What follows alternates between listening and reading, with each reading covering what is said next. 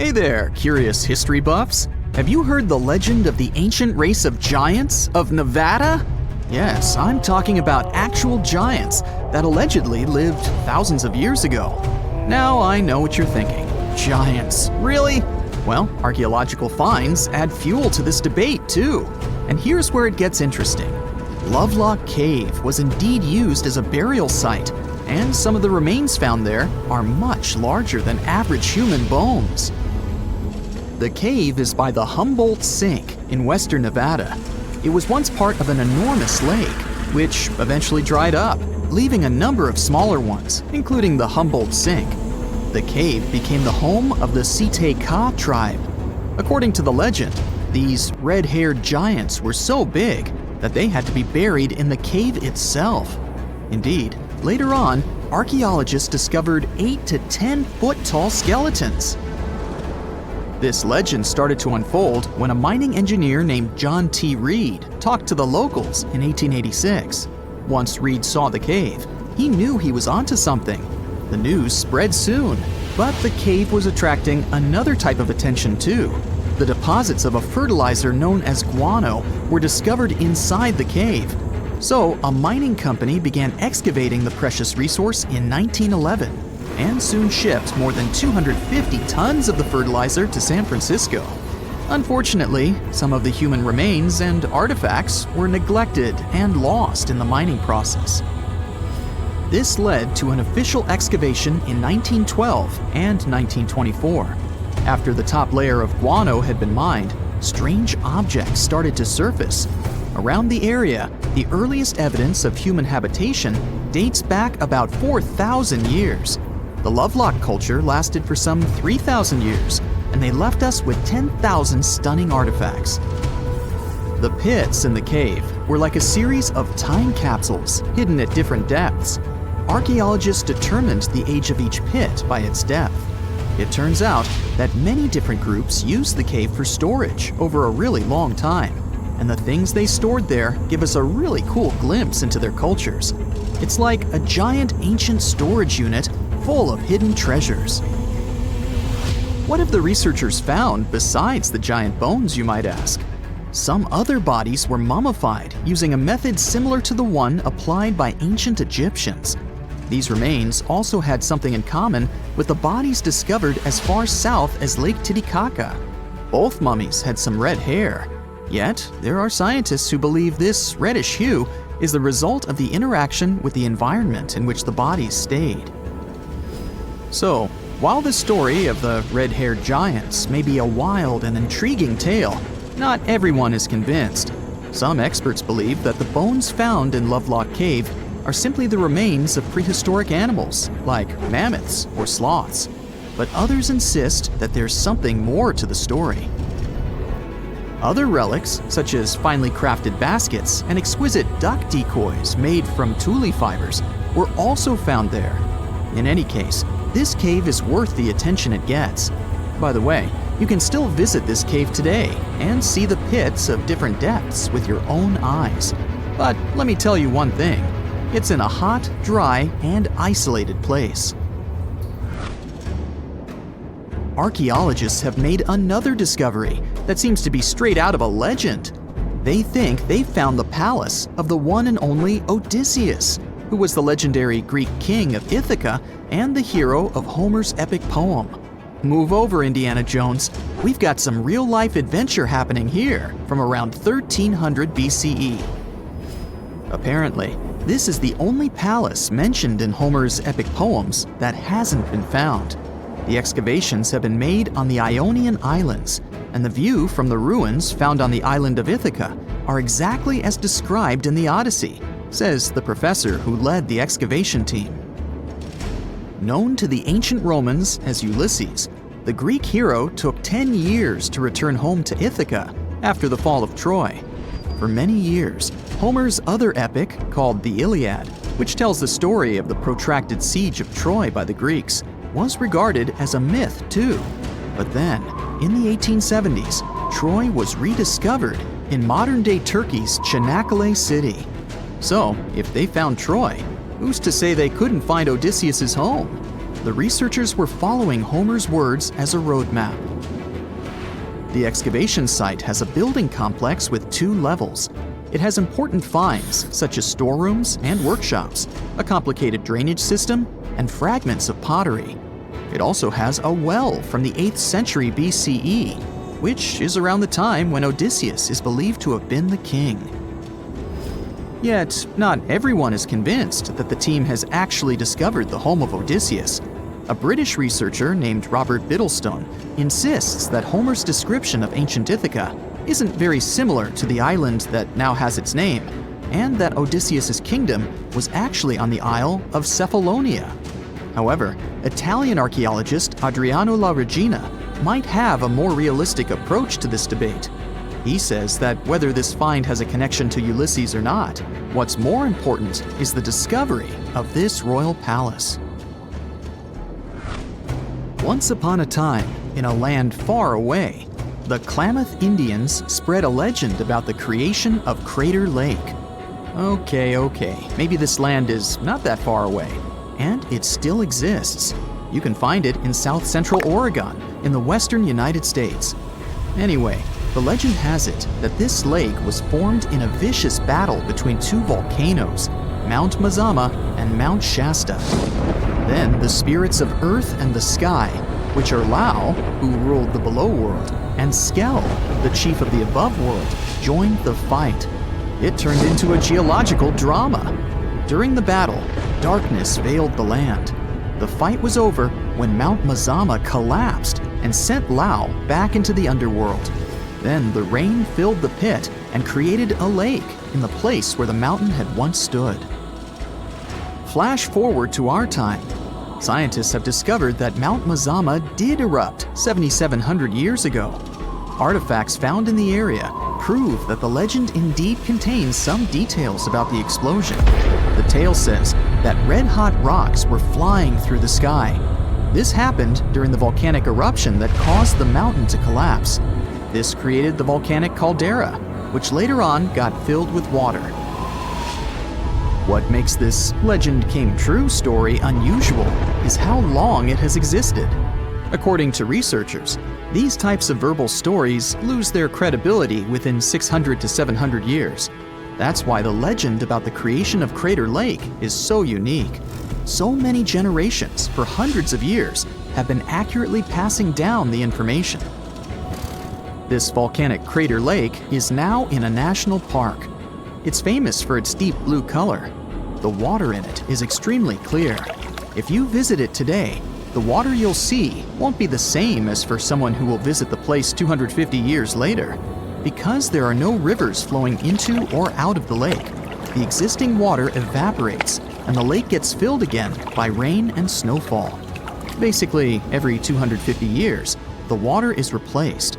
Plus, this lake is almost 2,000 feet deep, which makes it the deepest lake in the United States. Swimming is okay in the lake, but there's only one legal and safe trail to get to the shore. There are other activities, such as fishing and boat tours. Shared human experiences, such as birth, marriage, and aging, may explain why certain tales are shared globally. Similar struggles and obstacles faced by humans around the world generate similar themes in traditional stories about love, parenting, and mortality. So, do you have legends or tales you've heard of from your grandparents? Who knows? Maybe your ancestors too witnessed a cool historical event. So, a mysterious discovery was made deep in the Red Sea, the so-called death pools. Woo, that's scary. In 2020, researchers embarked on a dive into the Red Sea. The mission spot was in the Gulf of Aqaba, between Saudi Arabia and Egypt. Near the end of their expedition, as they ventured deeper into the darkening waters, they noticed some strange seaweed floating above the seafloor. They decided to use a remotely operated vehicle and investigate it. Suddenly, they discovered these strange, motionless lakes of water within the sea. These are called brine pools. They're basically pockets of salty water deep on the ocean floor. And when I say salty, I mean it. Sometimes they're up to 8 times saltier than the ocean water itself. Mysteriously, they don't mix well with the surroundings. They formed millions of years ago, sometime during the Miocene epoch, back when weird creatures roamed the Earth, like me, and deeply buried mineral deposits dissolved into the water. The largest pool spans about 170,000 square feet. Meanwhile, 3 smaller ones are under 107 square feet each. At first, this discovery didn't seem that scary. But here's why they're so horrifying. Not only are they disgustingly salty, they also lack oxygen. Now hold on a sec, isn't that normal for something that's underwater? Well, it turns out the Earth's waters are full of oxygen, and at least half of this element on our planet comes from the oceans. Just like plants on land, marine plants such as phytoplankton, seaweed, and algae munch on sunlight and produce oxygen through photosynthesis. They release lots of it into the surroundings. Marine life then eats half of it, so only about a quarter of the oxygen that we breathe actually comes from the oceans. Just like us, sea creatures need this element to survive. Without it, they can't breathe and support their metabolism to live. That's why these pools are super dangerous for most of them. It's like a puddle of thick syrup for bugs. When they get in, the poor things immediately suffocate and pass away. Which is why the pools are surrounded by a graveyard of marine animals. But let's see how these things can exist in the first place. Have you ever tried making ice cubes from salty water? Spoiler, it's pretty hard. When you add salt, the water gets harder than usual to freeze, a phenomenon that has a funny name, freezing point depression. Oh, that's because salt interferes with the hydrogen bonds between water molecules. As it finally freezes, stuff like particles, dirt, or dissolved salts get pushed out to the sides. As a result, the salt's kind of squeezed out of the ice crystals and gets trapped near the edges in small bubbles or pockets. Something similar happens in the ocean when seawater starts freezing under super cold polar caps. The salt doesn't freeze with the water. Instead, it gets pushed out, forming a super salty cold liquid, the brine. And then it sinks down to the ocean floor. On a large scale, all this process also helps currents to form. Despite being so dangerous, the pools are still full of microbial life, because microbes couldn't care less, they'll survive anywhere. There are literally thick mats of them in the brines. There are also some salt-loving creatures, like shrimps and eels, hovering around the pool's edges. They're being super creepy, waiting to catch unsuspecting prey that ventures too close to the toxic death pool. Ew. Well, it sounds icky, I know. But this discovery gives us some fascinating insights into how life might have originated on Earth. We already know from the evolution theory that we came from the ocean, but now scientists think that life might have begun in the deep sea in some super dark, oxygen-free places. These brine pools are like time capsules. They're one of the closest things we found to the early Earth. They can tell us the planet's history of earthquakes, floods, tsunamis, and more. For example, they have some traces of rainfall that happened over 1,000 years ago. And they can also help us search for life on other water-rich planets. For example, Mars most likely used to have huge oceans on it. Now, NASA scientists want to send a special instrument called HABIT for a special red planet mission to study things similar to our brine pools. This will tell us more about how life appears and survives in the universe. There is lots of unexplored fascinating stuff like this in the Red Sea. That's why scientists conducted the so-called Decade Expedition and spent around 5 months exploring the place. This expedition was launched by the National Center for Wildlife. They made so many remarkable discoveries that now we've got 77 new research papers. For example, they found over 10 blue holes, incredible underwater sinkholes that host unique ecosystems. They also learned that dolphins can use those blue holes to protect their young from predators.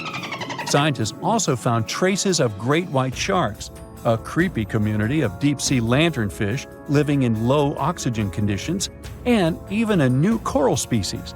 It's the most resilient deep-sea corals that also vibe just fine without oxygen, like microbes we mentioned. Speaking of which, research also showed us some new ancient thermal vents and large blobs of microbial formations near Farasand Island. Now, can you believe that with all that, we only explored 5% of the ocean?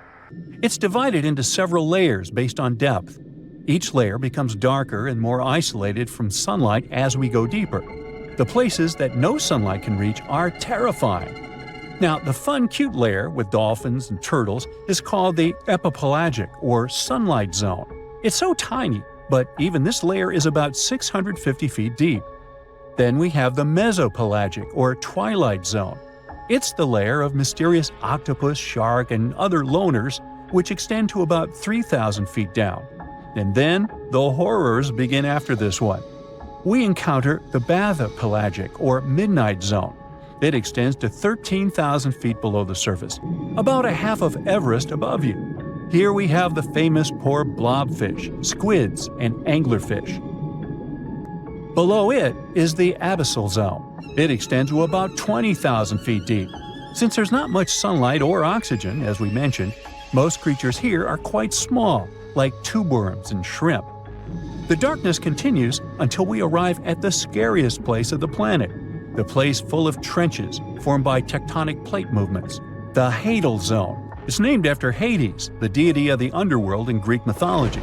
Just like Hades' realm is dark, remote, and guarded, the Hadal Zone is the deepest and most depressing part of the ocean. It starts at depths of around 20,000 feet and can go down to 36,000 feet and more. The famous Mariana Trench also belongs to this zone. Only 3 people in history have ever explored these depths in person, making it one of the least explored and most mysterious places on our planet.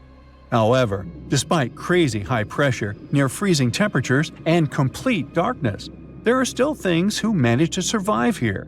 Guys like amphipods, which are critters who feed on dead material sinking from above, and the Hadal snailfish, which lives as deep as 27,000 feet. So scientists used to assume that if there's no sunlight, there wouldn't be that much oxygen around. But one day, a research team decided to measure the levels of oxygen in one of those deep zones. Surprisingly, the levels were super high. They checked the equipment thinking that it was malfunctioning, but nope, all the sensors showed the same thing. Turns out the oxygen was somehow generated by rocks. These small potato-sized rocks on the seafloor are called polymetallic nodules. They're rich in metals like copper, nickel, and cobalt, and they're basically like small batteries.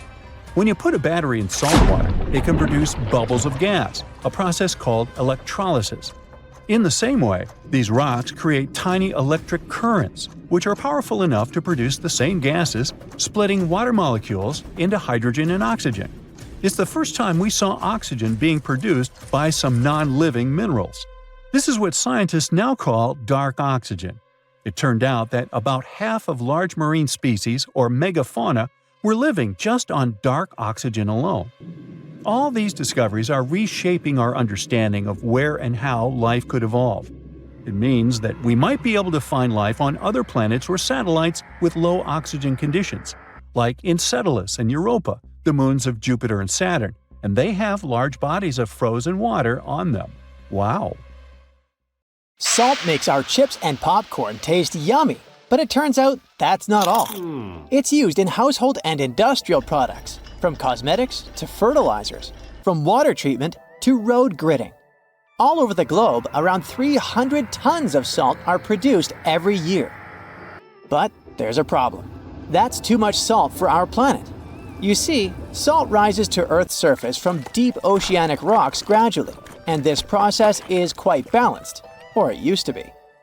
Humans are pushing this balance out of whack. Our demand keeps increasing, and we're releasing too much salt into the soil, air, and sea. And if this process continues unchecked, we might face an existential threat. Yep, it's as serious as that, and a recent study conducted by the University of Maryland confirms this. There is this thing called the natural salt cycle. It's existed for thousands of years. Salt naturally rises to our planet's surface via geologic uplift and rock weathering. Sometime later, rocks break down and release salt ions into the soil. Some of these ions are absorbed by plants and organisms. Others are washed away into rivers, which transport them into oceans. Salt also gets into the atmosphere. It happens through salt dust in dry regions and sea spray in coastal areas.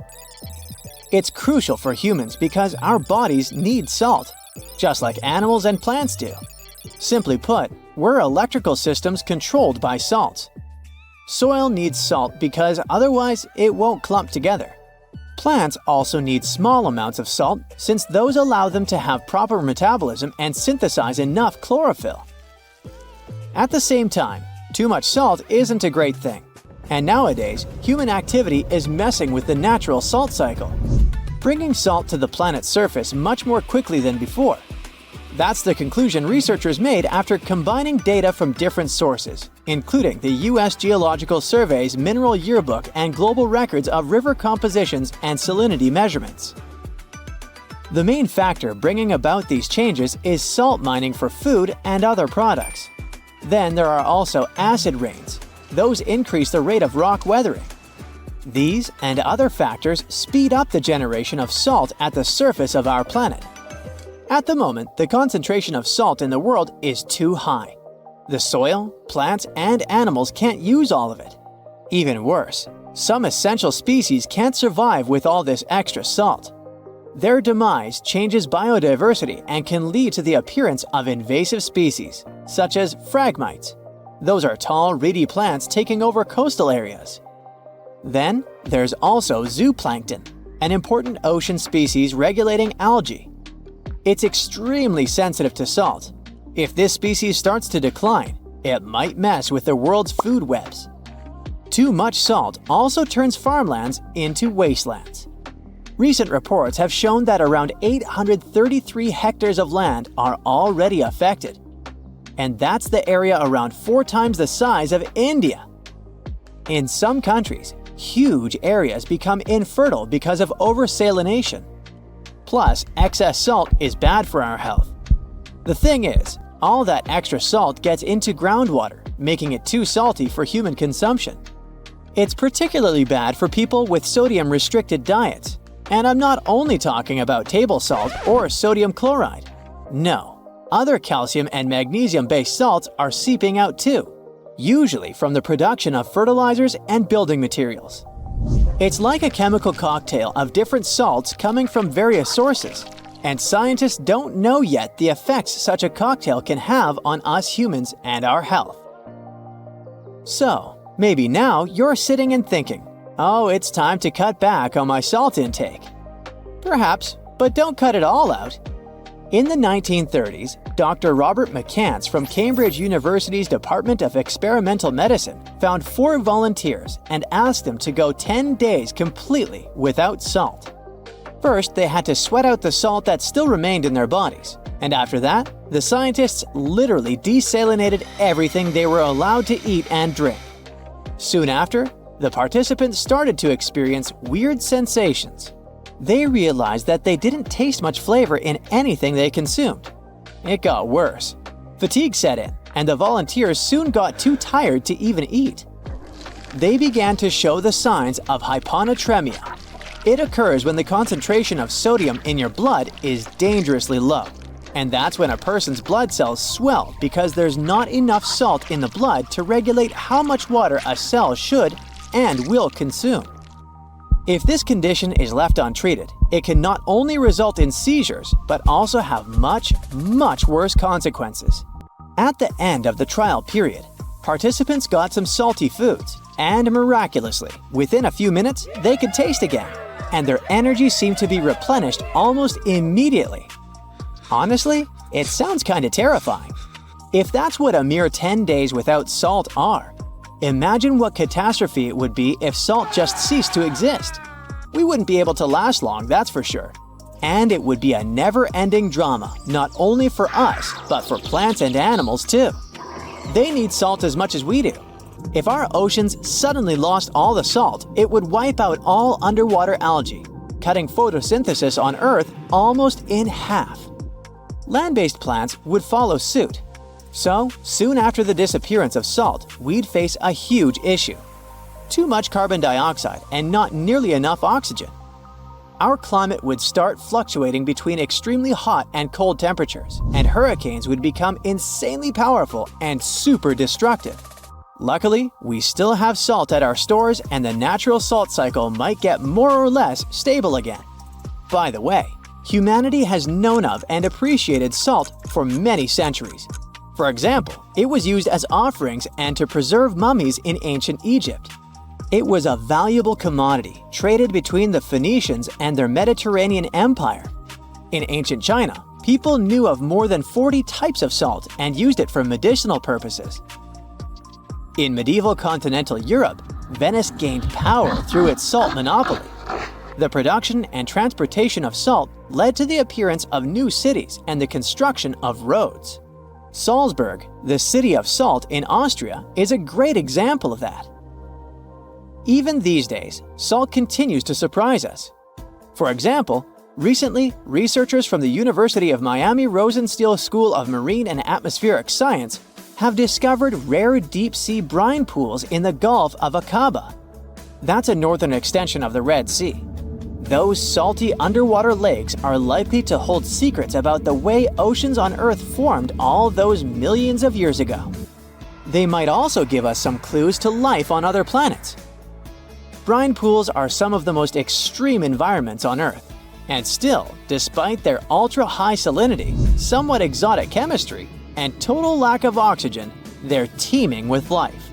Researchers have even found bioactive molecules with potential anti-cancer properties in brine pool microbes in the Red Sea. These super salty zero-oxygen brine pools are located close to the coast and might preserve information on tsunamis, earthquakes, and flash floods that took place in the Gulf of Aqaba thousands of years ago. Salt has even made its way into space. Well, kind of. You see, the moon is like a comet soaring through the cosmos. Our natural satellite is followed by a slender tail consisting of irradiated matter, and our planet passes directly through this tail once a month. Well, according to a study published in the journal JGR Planets, this lunar tail is made of millions of sodium atoms. And as you already know, the chemical formula of salt is sodium chloride. Those atoms get blasted out of the lunar soil by meteor strikes and then pushed thousands of miles downstream by solar radiation. For several days a month, when the new moon is located between Earth and the Sun, the gravity of our planet drags that sodium tail into a long beam, which wraps around our planet's atmosphere. The tail itself is harmless and invisible to the unaided eye, but during those new moon days, high-powered telescopes can detect the faint orange glow of sodium in the sky. Scientists discovered something Atlantis-like near Australia. There used to be an entire continent that's now underwater. Here's what happened to it. Around 70,000 years ago, during the last ice age, there was a huge landmass called Sahul. It was located in the southwestern Pacific Ocean. This ancient supercontinent connected what we now know as Australia, New Guinea, Tasmania, and the Aru Islands into one giant piece of land. Imagine lush tropical rainforests surrounded by beautiful mountains. Sahul's tallest mountains were in the New Guinea highlands, with peaks reaching over 13,000 feet. This beautiful place was home to a variety of unique animals, most of which were pouched creatures. But back then, they weren't just koalas and kangaroos. Sahul was filled with different types of grazers, burrowers, scavengers, and predators. It was home to a huge diprotodon, a powerful hunter Thiosolio, and a horrifying Megalania, a creature that's much larger than any living lizard today. It was a unique place because the rest of the world was filled with placental animals at the time, like wolves, elephants, and humans. In Sahul, the only normal mammals were bats and rodents. But not all its parts were the same. The Timor, Arafura, and Carpentaria regions were covered by hot savanna and dry forests. It looked kinda like modern Australia, hot air deserts with scrubland, steppe, and temperate forests along the eastern coast. Back then, people were migrating all across the world. They made an incredible journey from Southeast Asia to Sahul and first arrived here from 60 to 45,000 years ago. They mostly traveled by foot and crossed the sea using bamboo rafts and simple boats. They came there from an ancient landmass called Sunda, which includes parts of Southeast Asia. They traveled across a series of islands known as Wallachia and eventually spread across Sahul. And it wasn't a small journey. Sahul was huge, around 4.1 million square miles. That's bigger than the USA or Canada. It stretched from the equator to around the southern part of New Zealand. So they arrived in what is now Australia and became Australia's first people. Scientists think that Sahul had a population of 500,000. We've discovered cave paintings that date back around 40,000 years. It's a hunting scene depicting an anoa, or miniature buffalo, facing figures of humans and animals. Researchers are trying to figure out how these early settlers moved across Sahul and where we might find archaeological evidence of their journey. To do this, they created a landscape evolution model. The simulation showed how Sahul changed between 75,000 and 35,000 years ago. It showed potential migration routes and archaeological sites. Humans likely traveled along coastlines and rivers. But how did Sahul get submerged off the coast of Australia, similar to the mythical Atlantis? During the last ice age, much of the Earth's water was locked up in large ice sheets and glaciers. The sea levels were much lower than they are today. After that, the global temperatures increased. The ice sheets melted and the sea levels rose, flooding the land bridges that once connected different parts of Sahul together. About 8,000 years ago, New Guinea separated from mainland Australia, and then, about 6,000 years ago, Tasmania did the same. We still can explore the underwater parts of Sahul thanks to new technology. Divers explore and collect samples directly from the ocean floor. Underwater drones can go to places that are too deep or dangerous for humans to explore. And with sonar mapping, scientists use sound waves to create maps of the ocean floor. It's like using an echo to see what's underwater.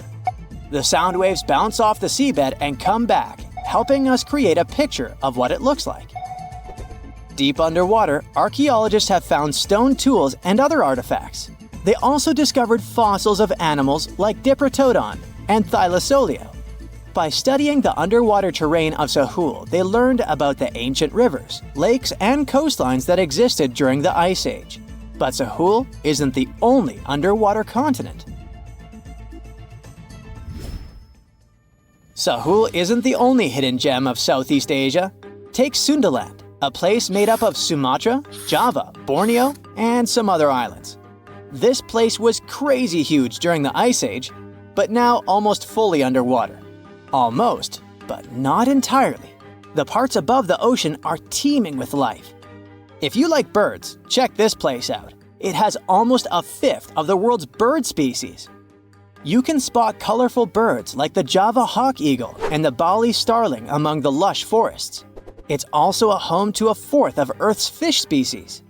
Sundaland's waters are a haven for marine life, even the most exotic animals like the Asian arowanas. It's also a treasure trove of flowers. That's where you can find Rafflesia and Titan arum, the world's largest flowers. This makes it very similar to Zealandia. Zealandia is a long, narrow piece of land about half the size of Australia. It broke from Antarctica about 100 million years ago. Just like Sundaland, it isn't fully underwater. 7% of it stayed above sea level. This sticking out little piece is what we now call New Zealand, along with Stewart Island and some smaller islands. These pieces of Zealandia are lush and warm. They're packed with volcanoes, mountain ranges, beautiful natural geysers, and hot springs. Local people, Maori, use these hot springs for cooking. People place corn, eggs, and vegetables in baskets and lower them directly in the hot springs. Sometimes they cook food in a pit oven using heated rocks. Another hidden world is known as Argoland. This mysterious landmass was once part of Australia, back when dinosaurs chilled around. It drove scientists crazy for decades. They knew it existed because it left a huge stretch on the ancient seafloor, the Argo Abyssal Plain. About 155 million years ago, it broke off from Australia, saying bye-bye. The continent drifted somewhere north, and when it reached Southeast Asia, it just vanished. Scientists had no idea where it went, but recently, they finally found its remains. Turns out, poor Argoland's lower parts started drowning into the Sunda Trench, a horrifyingly deep oceanic pit. The Earth's crust sunk into the mantle. Meanwhile, the upper parts of Argoland were pushed upward, grabbing the younger rocks on land. Because of this, Argoland broke apart into a bunch of smaller pieces.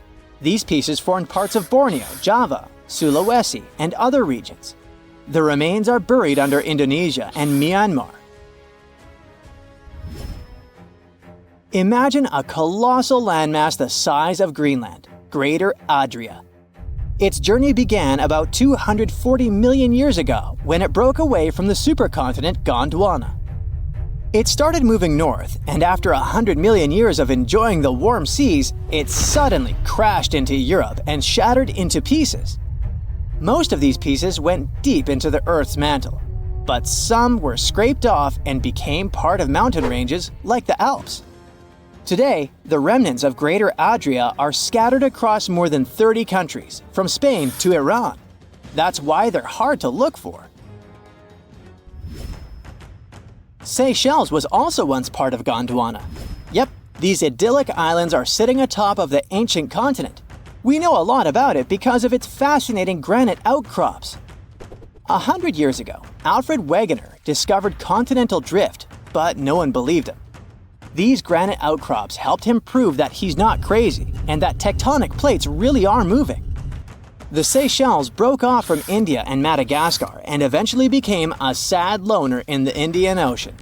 This probably happened because of some insanely active volcanoes in the Deccan Traps. But now the islands are home to unique species both on land and in the coral reefs nearby. Mauritius broke off from India after the dinosaur wiping. Along its journey, it stretched into a long ribbon-like shape and also broke into pieces. Now it's all scattered beneath the Indian Ocean. Scientists stumbled upon this lost land by studying tiny ancient crystals called zircons. These zircons are like time capsules. They date back an astonishing 660 million to 2 billion years. That's even older than Mauritius itself. These ancient crystals hinted that there's another Atlantis somewhere nearby. Turns out there are hidden continents all around the world, and maybe we'll discover more of them in the future. NASA is on the hunt for Dyson spheres. Turns out there are 60 stars that give off weird light patterns. This means there might be some extraterrestrial technology nearby. A team of scientists has developed a new way to search for advanced civilizations by looking for Dyson spheres. All forms of life, from microbes to us, need energy in order to survive. As living creatures keep evolving, their energy needs grow. We started with small fires, then moved on to coal, oil, and eventually solar panels. Now imagine a super advanced civilization that has used up all the energy sources on its planet. What's next? Their host star, an almost limitless power source. This is where the idea of Dyson spheres comes in. It was made up by the physicist Freeman Dyson in the 1960s. This idea says that, hypothetically, we could build an incredibly big structure around a star to capture its energy, like some sort of gigantic solar panel. Advanced civilizations could use it to power their planet and even interstellar travel. Right now, something like this would be impossible for us to build, but maybe someone else in the universe has managed to pull that off. Scientists gathered lots of data from surveys of stars. They analyzed over 5 million objects and found some candidates. Of course, extraterrestrial civilizations might have completely different technology, so astronomers aren't looking for actual giant shells around stars. Instead, they're looking for technosignatures. These are weird things that might indicate the presence of something technological and can't be explained by known natural sources like galaxies or nebula. For example, a structure like a Dyson sphere could give off unusual infrared radiation. This is because, while absorbing a star's energy, this structure would give off crazy amounts of heat. Out of millions, they identified 368 potential candidates. Further filtering left them with only 7 objects that could be Dyson spheres. Now, usually, weird infrared flickering happens from giant crashes in space, like planetary collisions. Warmed-up dust and rocks get scattered around and give off strange lighting patterns. These are called extreme debris disks. The researchers think these 7 objects could be M-type stars, also called red dwarfs. These are stars that are very small on a space scale and a bit fainter than our Sun, a yellow dwarf. Stars like that don't usually have warm dust and rocks around them, but scientists need to do more tests, like looking at the light in detail, to be sure about their discovery. There was another study that found 53 star candidates with similar excess infrared radiation. But these also need to be checked. Scientists plan to use advanced tools like the James Webb Space Telescope to take a closer look at all these candidates. One famous candidate is Tabby's star. Scientists even made a joking name for it, because the paper about this star had the subtitle, "Where's the Flux?" Think of an acronym yourself. Now, it's a bit hotter and more massive than our Sun. It's caught NASA's attention because of its unusual, irregular light dimming. For some reason, it doesn't glow like a normal star, but blinks, as if someone turns on and off a flashlight. At first, you might think this is just because some big planet is passing in front of it, or a comet, but we're talking up to a 22% drop in light. No planet could manage to eclipse a quarter of a star, and that's where the name comes in. So, another explanation is a Dyson sphere or some similar megastructure. Someone also suggested that the dips might be caused by fragments from a broken exomoon orbiting the star. There are other stars that show similar traits, but there's no solid evidence to support this.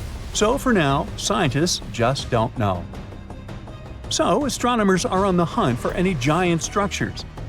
There are many variations of what a Dyson sphere could look like: rings, bubbles, a swarm of satellites, a giant shell, and so on. A Dyson shell would be a solid, rigid shell completely enclosing the star. This is the most extreme option, the hardest one to build. Also, if other civilizations built that thing, it would fully cover the star's light, and we simply wouldn't see it. The inner surface of this shell could be lined with habitats, and we could simulate gravity by rotating the structure around the Sun. A Dyson swarm is the simplest option, a bunch of solar-collecting satellites and habitats orbiting the star. It would be a lovely place, with people living in many space stations or mini space houses within the swarm. Each little habitat would have its own air, life support systems, and artificial gravity. We could also grow our little farms there. And imagine the view. We would see a constant bright sky with other habitats visible across the expanse. A near unlimited energy of a star would mean we could advance our technology very fast, manufacture tons of materials, and terraform planets within the star system. But building and maintaining a Dyson sphere would require advanced robotics, AI, and tons of money. It would take us centuries or millennia to get there. Now, giant megastructures aren't the only things that scientists are looking for in order to find extraterrestrial life. They also look at the planets. Now, planets must have certain characteristics to be potential homes. There should be liquid water and an energy source, something to drive these reactions, creating the building blocks of life. Turns out such conditions aren't rare at all.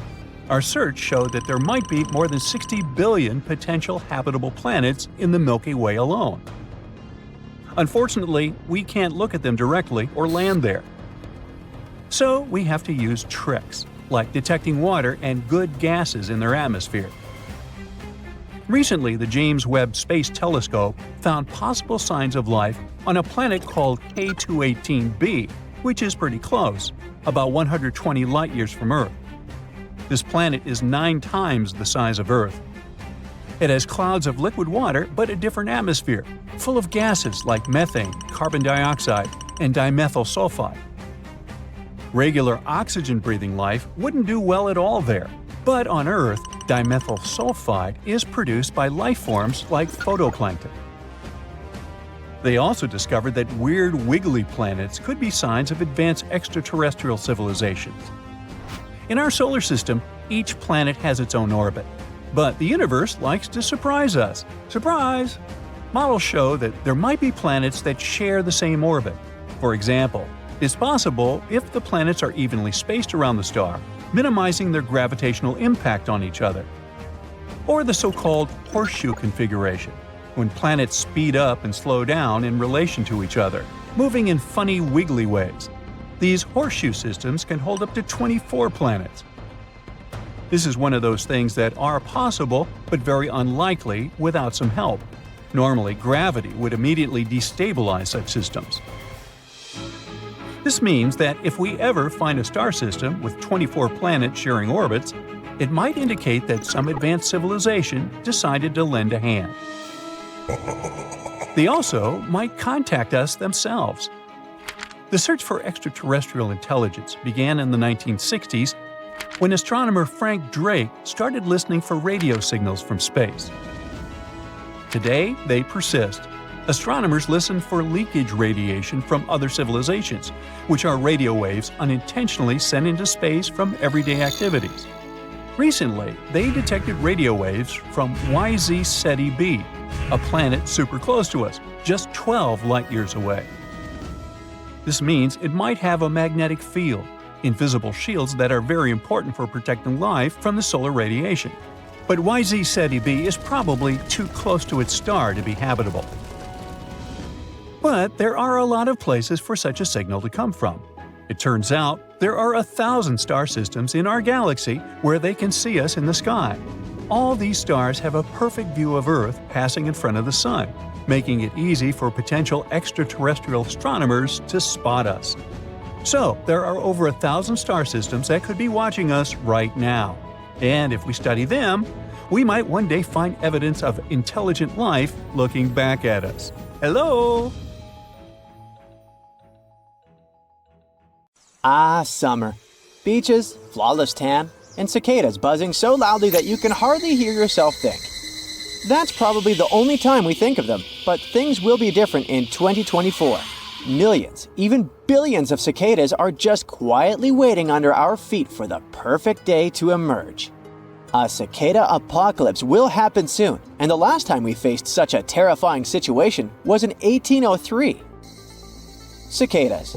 They've existed for about 5 million years, and there are over 3,000 species in the world. No big deal. In the eastern US, you have basically 2 different types. First, annual cicadas. These are the ones you probably hear during the summer. Although they have this name, it doesn't mean they actually have an annual life cycle. The nymphs, which are what their babies are called, can spend up to 5 years underground until they emerge. The second type is periodical cicadas, which are a different species that emerge every 13 or 17 years. In fact, this is the longest life cycle out of any insect in the world. In 2024, there will be a synchronized event that people are calling the Cicada Apocalypse. This time, 2 different broods of periodical cicadas will sync their life cycles. So, brood 13, which arrives every 17 years, and brood 19, appearing every 13 years, will emerge at the same time. This situation is so rare that it won't happen again for another 221 years. We're talking about billions of these insects emerging across the Midwest and Southeast of the United States. It might all start in late April and last about 6 weeks. It's expected that one type of cicada will emerge mostly in Illinois, while the other type may cover a much larger area, including Missouri, Louisiana, North Carolina, and Illinois. Yep, it turns out that these 2 broods share some geographical areas, so if you live in Illinois, you'll be in for a double whammy. The same goes for Indiana. Now you might be asking yourself, what are these cicadas doing during those 17 years? Besides, planning their apocalypse? Well, they're living underground without sunlight, but they're not sleeping. They're very much conscious and active in their nymph forms, excavating tunnels and feeding on sap from tree roots. When they reach the age of 17, they check if the temperature is suitable for them to emerge, and they are very picky about that. They only emerge when the soil about 8 inches underground reaches 64 degrees Fahrenheit. That's why cicadas in different parts of the United States appear at different times. The soil in Virginia might reach that ideal temperature before the soil in Illinois, for example. But one thing is for sure. Once the correct temperature is set, all the cicadas in that specific area will feel it, and they will make their journey to the surface together. They'll start by digging their way out of the soil and trying to climb as quickly as they can to a nearby vertical structure, like a tree. Once there, they will shed their exoskeleton and reveal their wings as grown adults. This journey has one purpose and one purpose only: to reproduce. And for that, they will engage in a noisy search for a mate.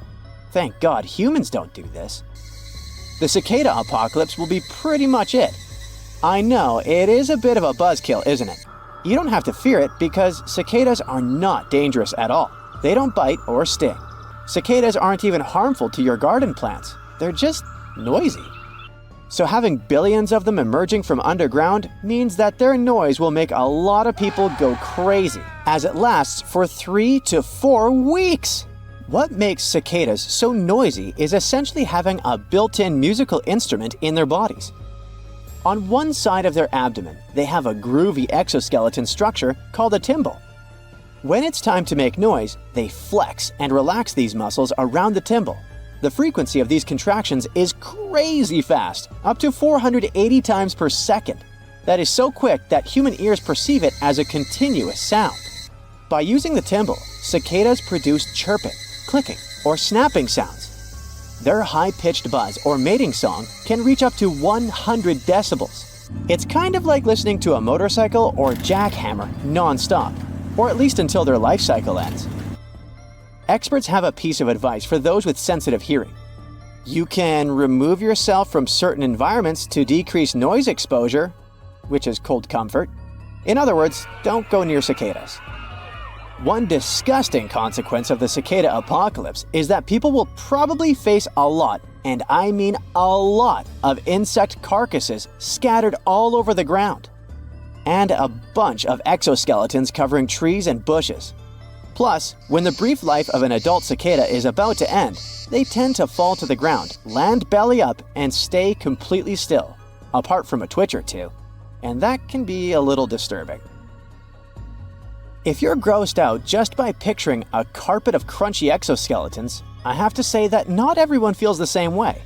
Some people are very much fascinated by these insects, so much so that there are groups actually planning vacations to observe this rare phenomenon up close.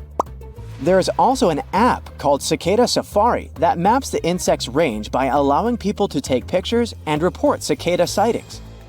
This is not just a hobby. This app helps scientists to understand how cicadas are adapting during these cycles and what their next moves are. Besides insect enthusiasts, and the actual cicadas of course, one more thing we'll be really glad about this twin brood event: nature.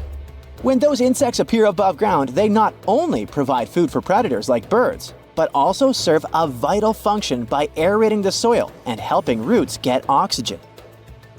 So what happens after they all rise? Let's take these two cicadas as an example. The male sings and the female loves his special song. They fall in love in their own way, and by that I mean laying eggs in holes in a tree. So they keep doing that for a few weeks until the female lays around 600 eggs. Just a few. After that, their work is done. So it's like the sad ending of Romeo and Juliet's story. They both lose their lives. And that's why the cicada apocalypse ends with a pile of exoskeletons on the ground. Now let's talk about their babies.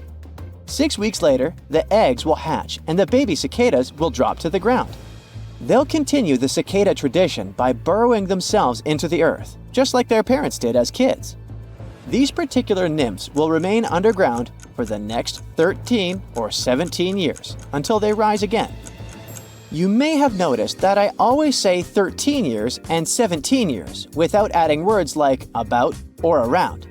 That's because their cycle is pretty much like clockwork.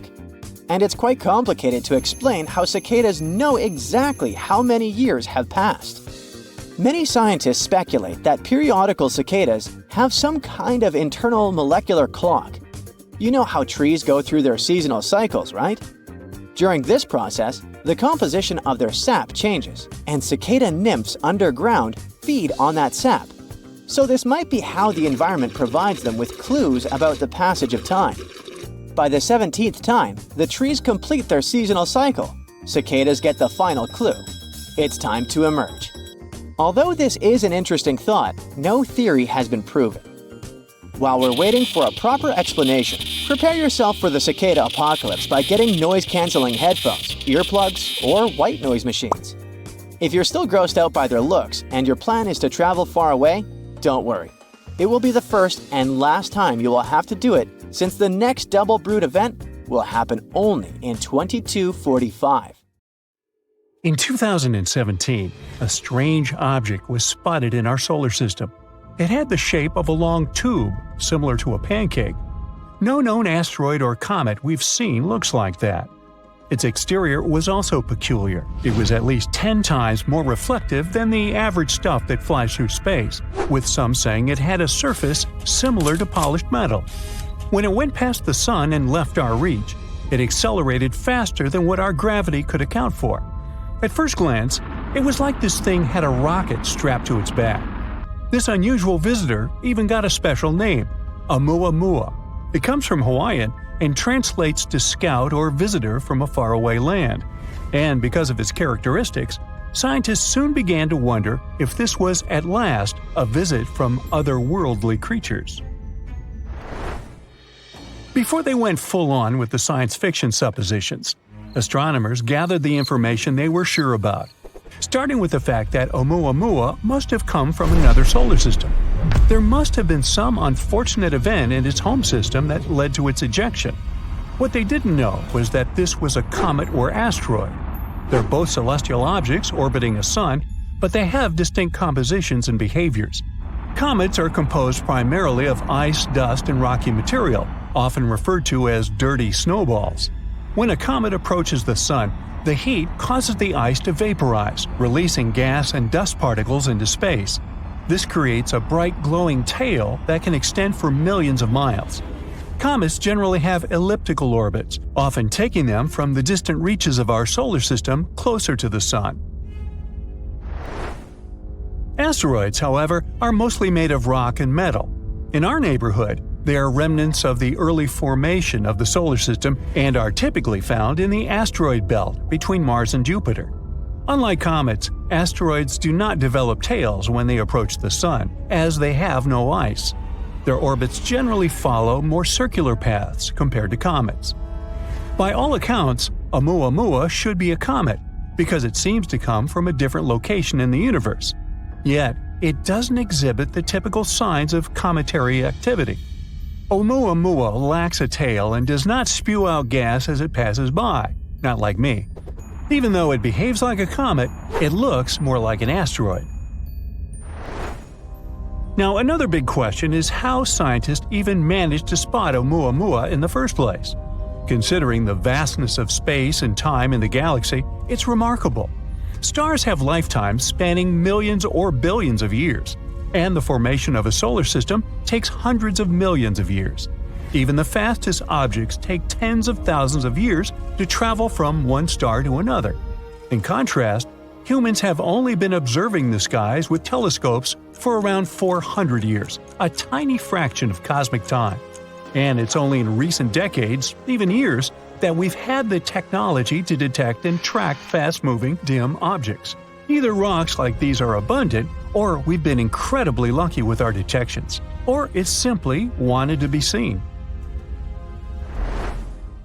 Now, another question that was asked was where such objects could come from. It's highly unlikely that Oumuamua came from a mature, stable solar system. That's because such systems don't eject enough material to fill up the galaxy.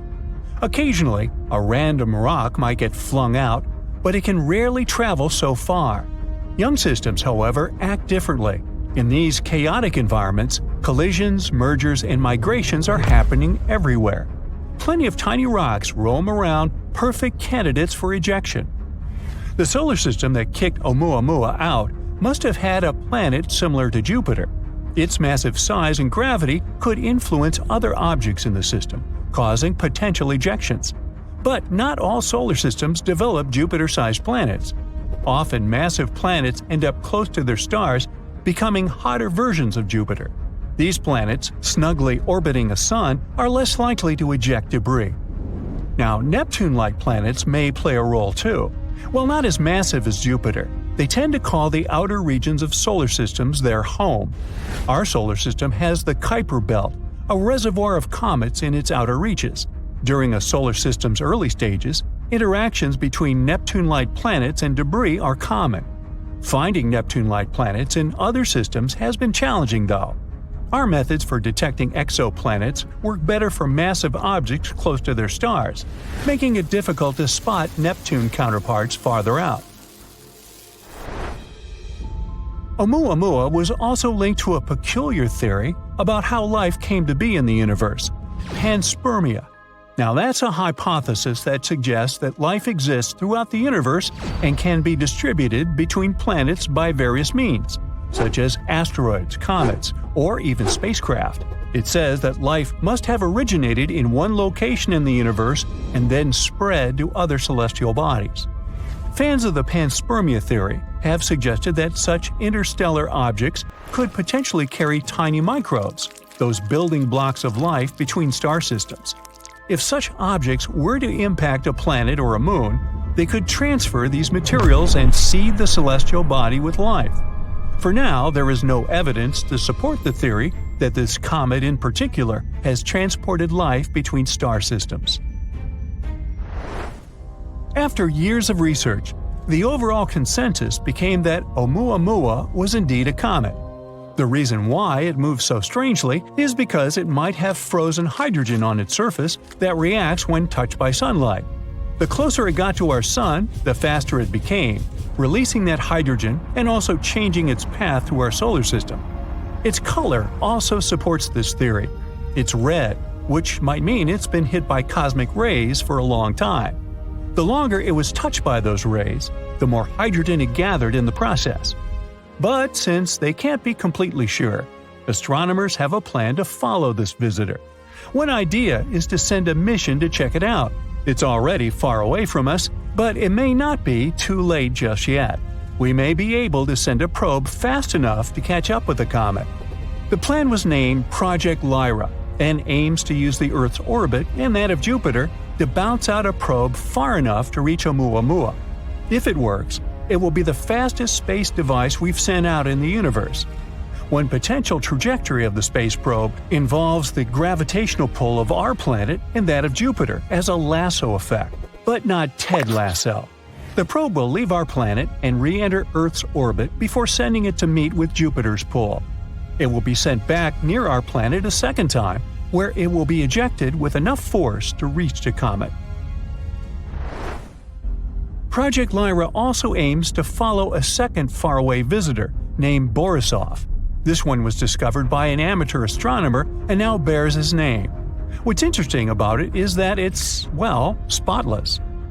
Similar to our experience with Oumuamua, we haven't seen anything like Borisov before either. Studies of the light coming from its cloud of dust and gas show it's very clean compared to other space objects. After it was first noticed in August 2019, astronomers studied its path through our solar system and concluded it came from another star too. But Borisov gave us more time to study it because we spotted it earlier in its journey through our neighborhood. Researchers used advanced telescopes to look at the dust coming off Borisov. They found it's throwing off over 400 pounds of dust every second. They also found Borisov has more carbon monoxide than comets from our solar system usually do. But the amount isn't the same everywhere on the comet. This tells us the space object probably started forming near its home star before moving away, maybe because of larger planets in its system. The light from Borisov is way more polarized than light from other comets we've seen, and its cloud is super smooth. This tells us Borisov has never interacted with another star.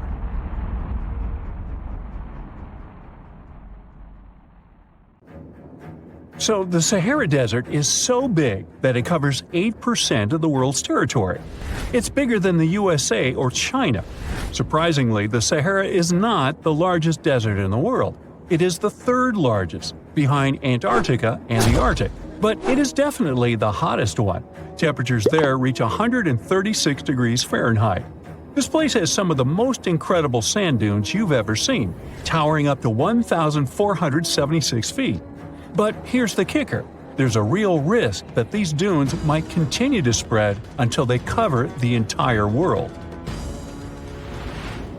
Surprisingly, the influence of the Sahara Desert extends far beyond its borders. Its dust, carried by powerful winds, makes its way to the UK and across the European continent, particularly in winter. This dust settling on the ground where it rains is a familiar sight to those in the UK, often leaving a red residue on cars. This connection between the Sahara, England, and Europe serves as a stark reminder of the global reach of environmental phenomena. You might think this is not a big deal, but it could turn Europe into a desert, leaving its soil infertile and Europeans with no food. Soil is a fundamental aspect of human existence, just as crucial as clean water and air. Without it, we're left with nothing but a bleak and barren landscape. The Sahara Desert has already made its jump across the Mediterranean Sea, which is concerning and could change the landscape forever. 1/5 of Spain has already turned into a desert. The next victim is Italy, which also faces the problem of desertification. In fact, almost all European countries have the same issue. According to an expert, the land that has not changed for nearly 2,000 years will become mostly rock, and people living on this land will be gone. 60% of the soil in Moldova is gone, and the problem has expanded beyond the Black Sea. It has reached China and Mongolia, thousands of miles away from the Sahara Desert. All of this causes losses of $4 billion a year. The threat is so significant that even the UN has gathered the necessary resources to solve the problem as soon as possible. Italy is sending help to Africa to stop the Sahara Desert from expanding. If this process does not stop in the next 10 years, millions will be forced to leave their homes. The Sahara Desert is growing for approximately 30 miles per decade. You do the math and see how long it will take to cover Europe. Since 1920, the Sahara has expanded by around 10%. But not all hope is lost because more than 172 countries have joined to put a stop to the desertification of the world. The World Food Program is a project that aims to help bring back green land that was once present in the Sahara.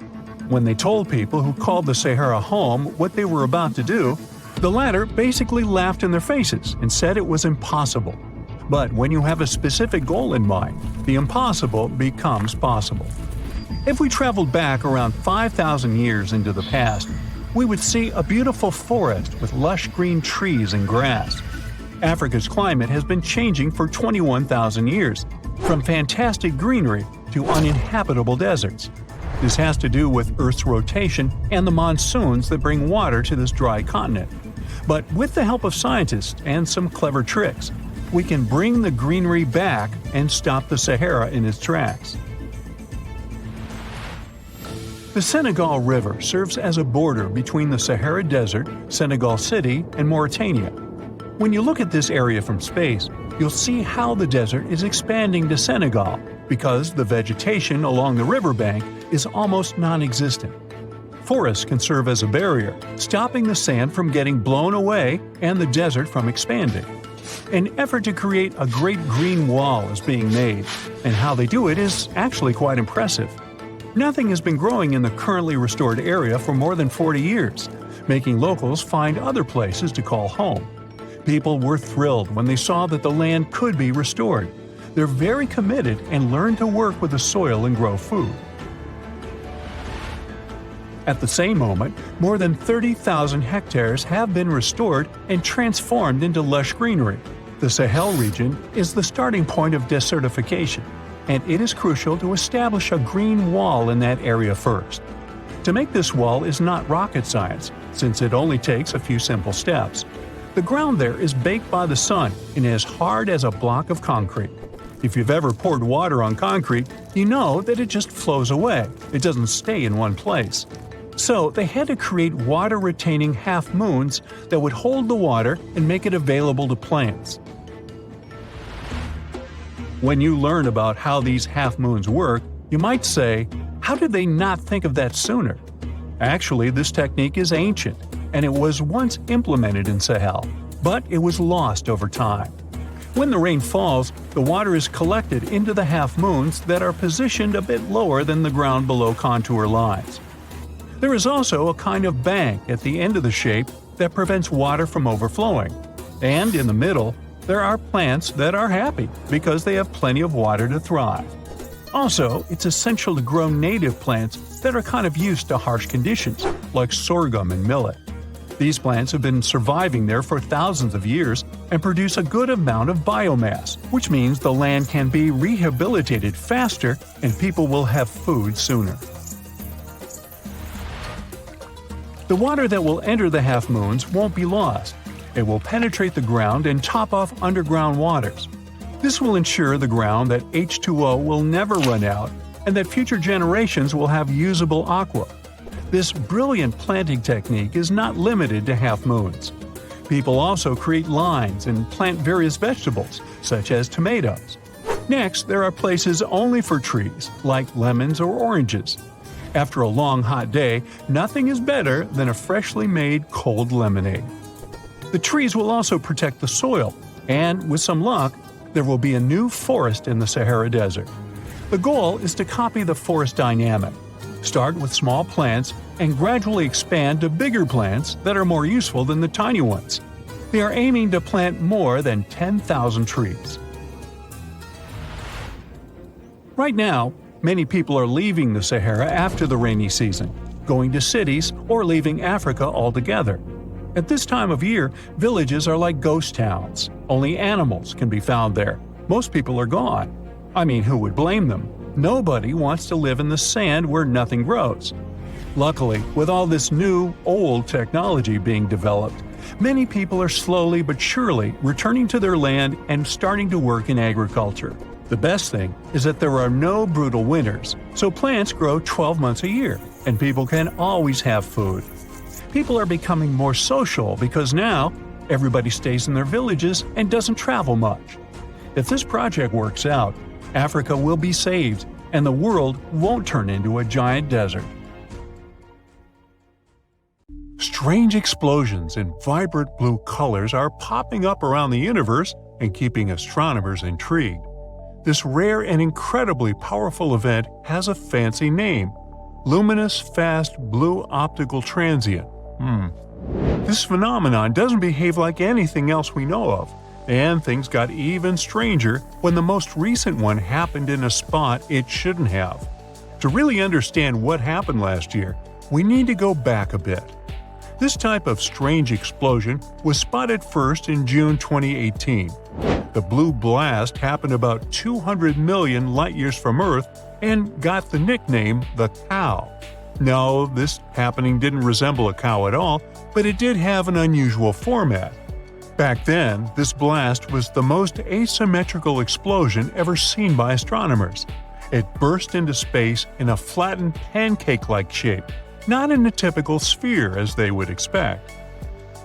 This phenomenon was similar to a supernova, which is the most common type of cosmic explosion that happens when a star exhausts its nuclear fuel and collapses under its own gravity. However, scientists also noted three crucial differences. Number one, this phenomenon is more powerful than a typical supernova. When it happens, the blue burst emits more energy than an entire galaxy of hundreds of billions of stars like the Sun.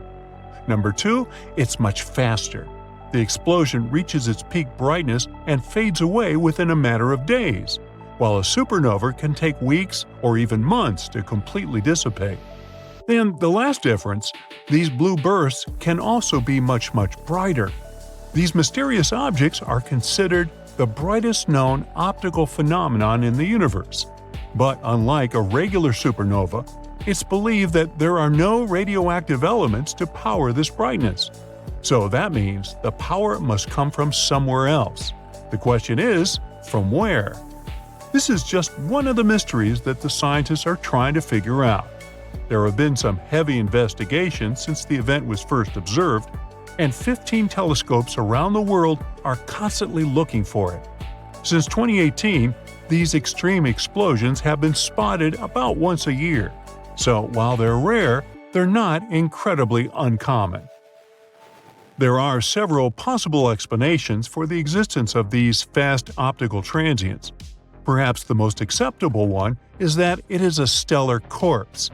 I mean, what is left behind when a star calls it quits. So we're looking at two prime suspects here. They could be a neutron star or a black hole, producing emissions close to the speed of light. The theory goes like this.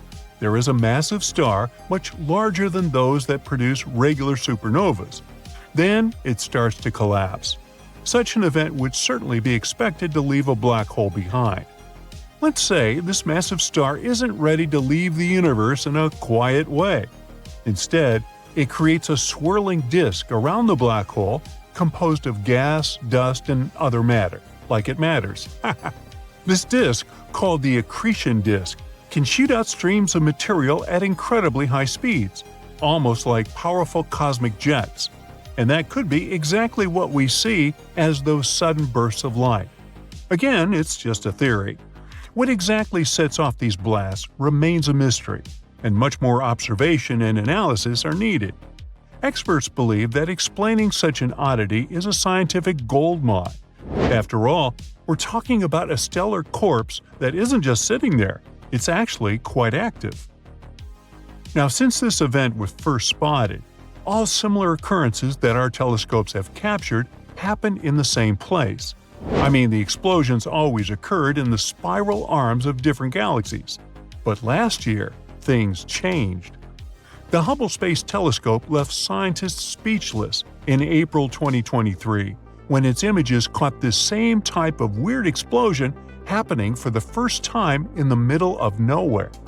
Well, it didn't happen inside a galaxy as it was supposed to. It happened in the space between two of them. More precisely, about 50,000 light-years from a large spiral galaxy and about 15,000 light-years from a small one. This event is known today as the Finch. Oh great. So when we finally get closer to finding some answers, the unusual location of the Finch phenomenon came to mess it up again. So maybe there is another explanation for it.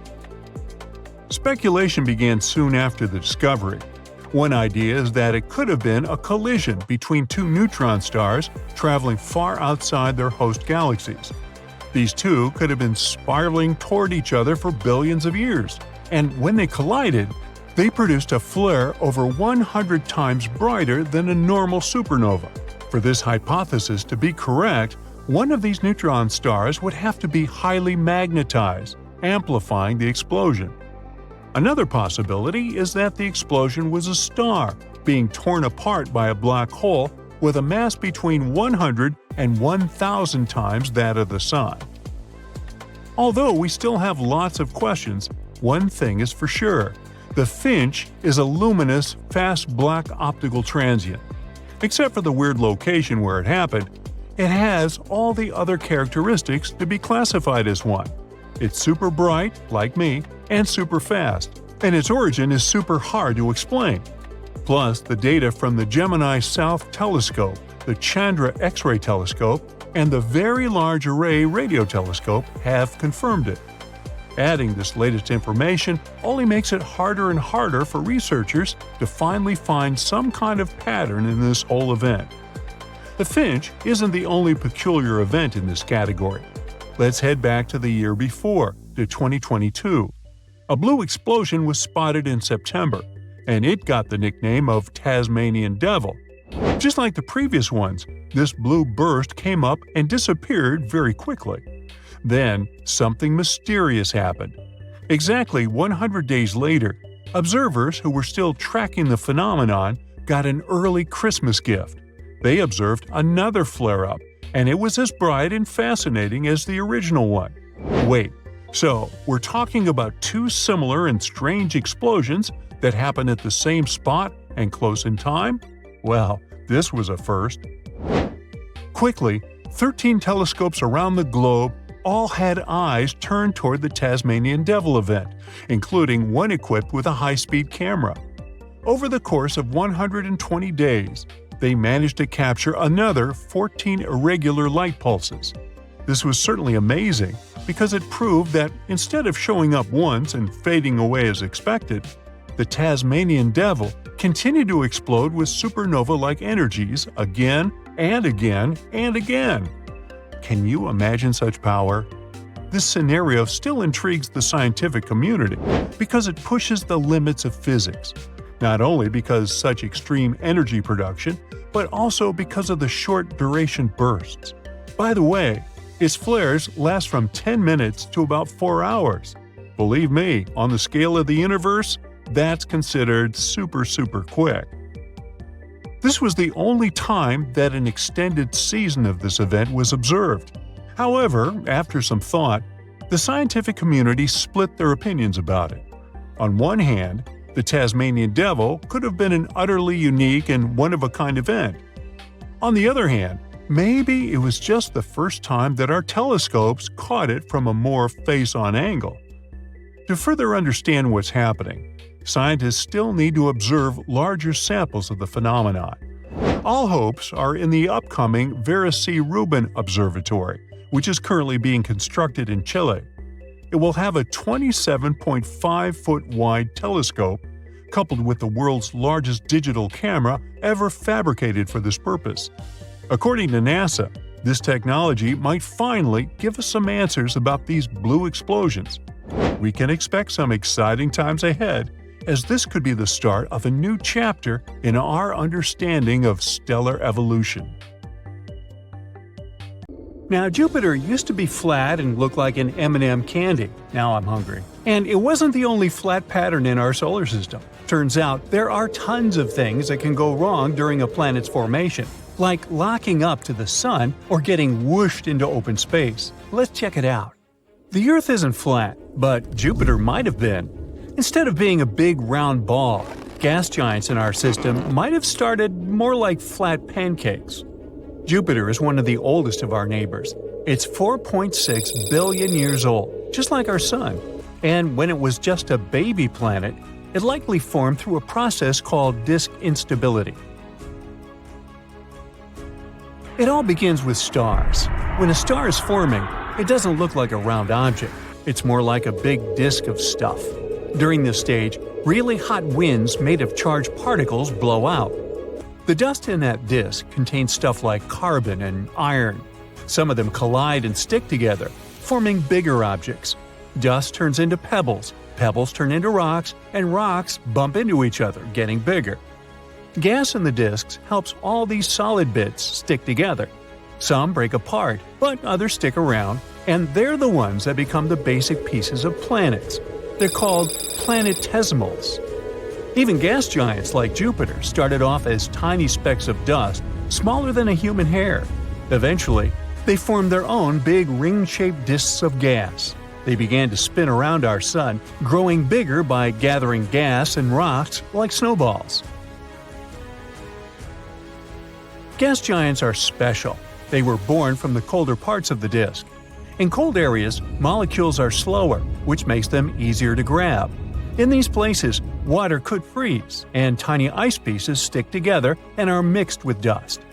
These dirty snowballs gather up and then form cores of huge planets, like Jupiter, Saturn, Uranus, and Neptune. In the warmer areas closer to the star, rocky planets like Mercury, Venus, Earth, and Mars start to form. After the icy giants were born, there wasn't much gas left for these smaller planets. It might take tens of millions of years for these rocky planets to form after the star is born. And our Sun was growing at the same time, sucking up nearby gas and pushing faraway stuff even farther out.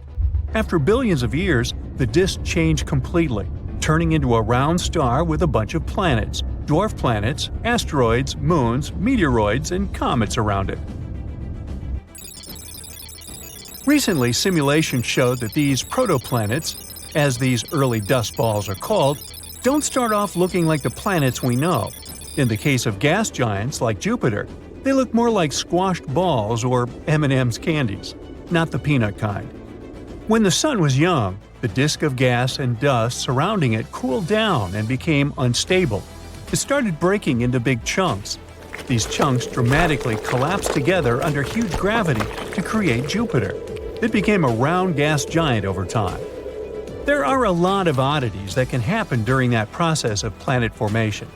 Ever wonder why Venus or Uranus spin in the opposite way compared to other planets? Usually, when things form from a spinning disk of gas, they tend to spin in the same direction. For example, if you spin a bunch of balls on a string, they all twirl in the same way. So, theoretically, all planets should spin in the same direction too. But there are a lot of fast-moving objects, like comets and asteroids, in our solar system. When they smash into planets, especially during their early days, this collision might send the planets to spin in the opposite direction. Venus and Uranus probably survived a massive collision. Luckily, they weren't repelled to outer space. The gravity from the Sun and nearby planets pulled them back into place. There are also so-called tidally locked planets. These are celestial bodies that spin in a way where one side always faces their star, while the other side remains in perpetual darkness. So, one side is always very hot, while the other is extremely cold. If we were on a planet like that, we would only be able to live on a thin line in between. These planets form when they're very close to their star. The gravitational forces are extremely strong, and over time, these forces slow down the planet's rotation until it matches the time it takes to orbit the star. Imagine you're spinning in your chair. Someone comes up to you and, holding onto your chair with their hands, starts spinning with you. This way, you'll always face each other. Tidally locked planets kind of work like that. Our moon is tidally locked to our Earth, which is why we only see one side of it. We've discovered more than 5,000 planets outside of our solar system called exoplanets. Some of them have very strange orbits. For example, planets with incredibly long orbits, thousands of years to make one trip around the star, or very wonky, comet-like orbits, or so-called hot Jupiters. They're super close to their star, way closer than Mercury is to our Sun. But these planets couldn't have formed where they are now. As their solar system evolved, they changed their positions for some reason. This rearranging is called planetary migration. There are three main ways this migration happens. First, because of the gas and dust spinning around the planet. When a planet is bumping into this stuff, it can create spiral patterns in the gas. These patterns can either push the planet closer to the center or farther away, depending on how they mix together. It's called a gas-driven migration. This is what Jupiter experienced when it moved closer to the Sun billions of years ago. I wasn't around then. This also explains the existence of hot Jupiters. Second, big planets can shove the smaller ones, changing their paths. Third, the star's gravity can tug on the planet, making its orbit more circular. Ever heard of rogue planets? Imagine a lonely planet floating in the vastness of space without a star to call home. They're like the wandering nomads of our galaxy, doomed to drift around forever. And there are so many of them, there might be more free-floating planets than ones that are tied to stars. We're talking trillions of rogue planets hanging out in our Milky Way galaxy alone. They're often as massive as our biggest planet, Jupiter, but most of them might be Earth-sized. Some might even have thick atmospheres that keep them warm, even though they're far from any star. Some of them might have wild auroras, while others could host moons with liquid water, a potential haven for life. There's even a chance that they might contain extraterrestrial life. These planets might bump into other stars or even entire planetary systems as they journey through space. Sometimes they might get caught in a star's gravity for a while before getting flung back out into space. But how are they born? Sometimes, during this chaotic process of planet formation, not all planets can manage to stay close to their parent stars. Some of them get kicked out of their solar systems due to powerful gravitational interactions with other planets or passing stars. These ejected planets become rogue planets. In 2012, astronomers found a solar system from the very beginning of the universe. This system included a star and two planets. We called it a fossil system. The star is super old, about 13 billion years, almost as old as our entire universe. It was mostly made of just hydrogen and helium. This is unusual because planets usually form from clouds of gas that contain heavier stuff. That's when we figured out that the way planets formed before was different from how they form now. We know that stars with more metals are more likely to have planets. In astronomy lingo, metals means any chemical element other than hydrogen and helium. But in the early universe, there weren't many metals. Most of them were created inside stars and then spread out into space when those stars blew up. So, when did the very first planets form? This newly discovered system helps answer these questions. Its two giant planets are orbiting a star that's incredibly low in metals and extremely old. This should be really rare, if not impossible, but they exist. This means that maybe there are more planets in metal-poor systems than we thought. Studying them will help us learn more about the history of planet formation. India could split horizontally into two parts as it runs into Eurasia. The movement of the Indian plate that includes most of modern South Asia is causing the Himalayas to grow. This process started around 60 million years ago when the plate first bumped into Eurasia. Scientists from the Netherlands have used the power of an AI simulator to see what this region will look like one day. The computer model showed that the Indian subcontinent will merge with the Horn of Africa in approximately 200 million years. The present-day cities of Mumbai and Mogadishu will become next-door neighbors. They will sit along the newly formed mountain chain scientists provisionally named the Somalaya. On the other side of this geological formation, Madagascar will connect with Sumatra, while Calcutta and the island of Mauritius will occupy the same region. Sri Lanka would cease to exist as it becomes part of the Indian mainland. Further to the north, scientists predict that the Himalayas are going to increase in height in the foreseeable future. As the Indian plate continues to mile northward, there will be major changes to the surrounding landscape. The present fault line will drift further south. Tens of thousands of years in the future, there might be no Nepal. The Himalayan range will have expanded sideways to fully engulf the mountainous country. And there may be way more earthquakes in this part of the world because of this movement. Most researchers agree the speed at which India is moving northward into Eurasia is barely a tenth of an inch every year. Some of them think this is happening because of the plate's buoyancy. It prevents the Indian plate from sinking into the mantle, which gives Tibet its elevated topography. Other scholars believe that the structure is buckling under the pressure. The process resembles what happens to a sheet of paper when you push it horizontally against a wall. As you apply more pressure to its edge, the sheet starts to rise in the middle. In the real world, this bulge would be the Tibetan Plateau. A recent theory gives us the third explanation for the process. Their paper still has to undergo peer review, but the findings are intriguing. The international team of researchers introduced a new concept, the delamination of the Indian plate. This term simply means the separation of layers in a material that is supposed to be bonded together. Think of a sandwich that has cheese and ham slices between two buns. Take one of those layers out of the sandwich, and you get delamination. In geological terms, this process involves the upper part of the plate peeling off and moving upwards. In the case of the Indian plate, this is the section that supports Tibet's elevation.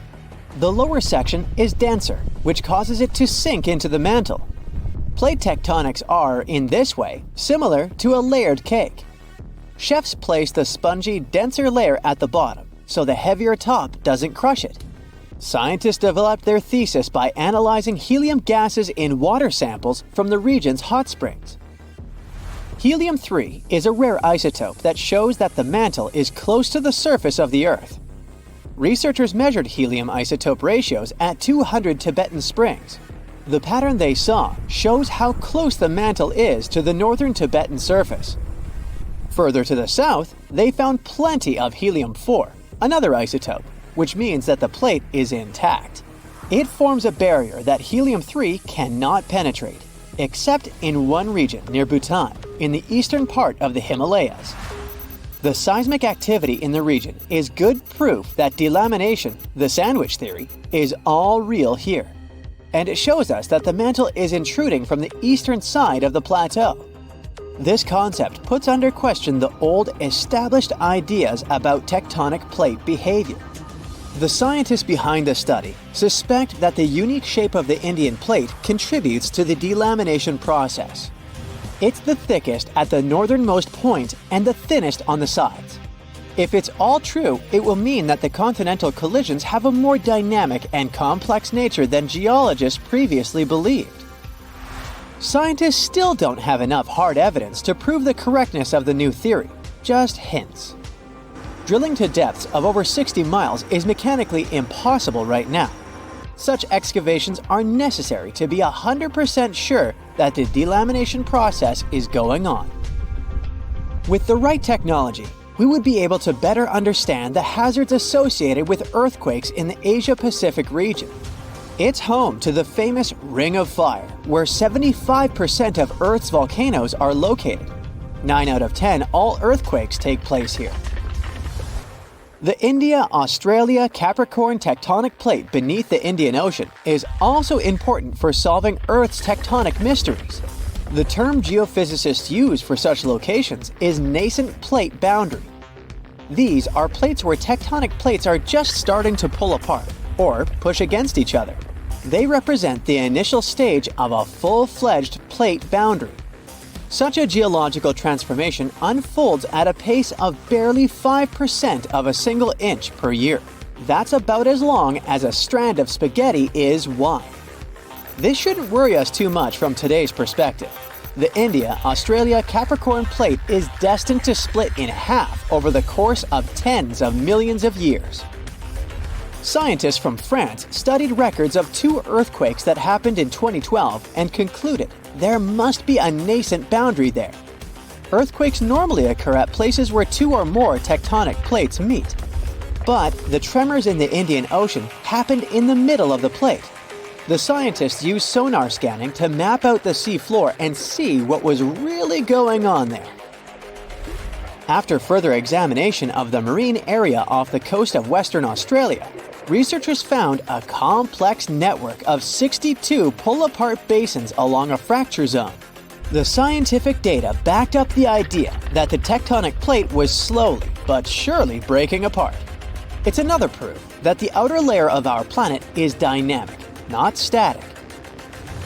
In some cases, you don't have to be a scientist to notice these powerful underground forces. Massive crevices emerged almost overnight due to heavy rainfall in a seismically active region in rural Kenya. First in 2018 and then again in 2023. The local population named the biggest of them the Grand Canyon.